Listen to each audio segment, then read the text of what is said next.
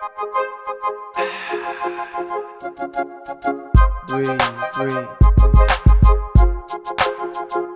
and enjoy life abundantly. Breathe. That the relationship that you have with God is holy. And because you have a holy relationship with God, a lot of times we look at this relationship as one way. It's not a one-way relationship. It's a two-way relationship based off one-way principles. And what happens is we try to make God do what we want to do and conform to the way we want to live instead of us conforming to the way he wants to live. There's certain things that we know that we shouldn't be doing. There's certain things that we know that we shouldn't believe in. There's certain ways that we should not be walking. But we want God to come down into our principles instead of us coming up to his principles.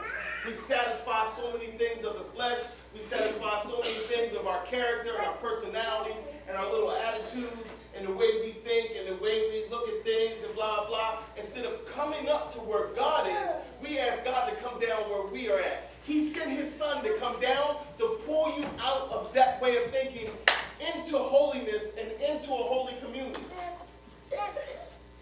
And so because of that, you have to realize that this holy communion that you have, it has to be moved into unwavering faith. And what happens with unwavering faith is this, is that a lot of times we don't think God will fulfill the desires that we have. And you have to realize that the desires that you do have that don't line up with God have nothing to do with God.